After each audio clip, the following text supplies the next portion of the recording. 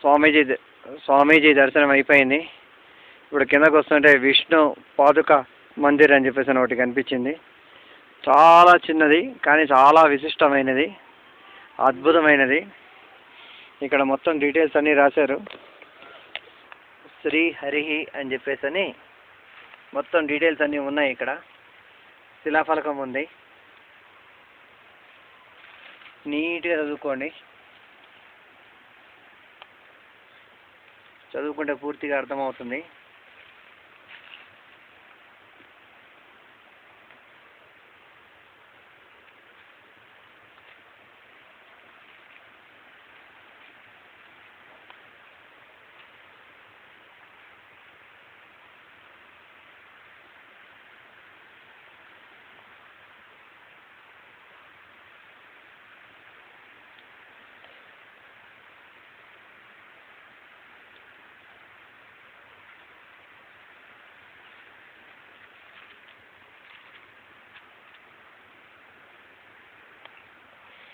భారత్లో వాళ్ళే కట్టించింది, అహ్మదాబాద్లో వాళ్ళు. ఇది చాలా సుందరంగా కట్టించారు.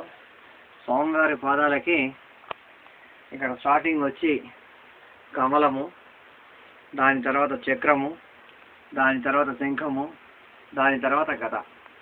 పాదాలలో కూడా విశిష్టమైన చాలా రకాల, ఇదేమో ఎడమ పాదము, ఈ పాదంలో విశిష్టమైన గుర్తులు చాలా ఉన్నాయి.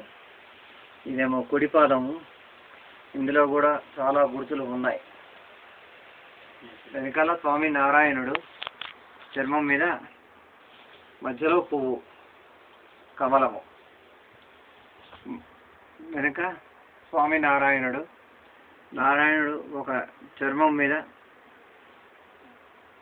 కమండలంతో, నారాయణుడి భక్తుడు చర్మం మీద కమండలంతో మహాతపస్సు చేస్తున్నాడు. చాతుర్మాస సంకల్ప దీక్ష పూనుకొని మహాతపస్సు చేస్తున్నాడు. దీనికేమో ఇది ఆర్కిటెక్చర్. ఈ ఆర్కిటెక్చర్లో పైకి ఇలా ఉంది గోపురం, లోపల నుంచి బయట నుంచి వచ్చి ఇలా ఉంది.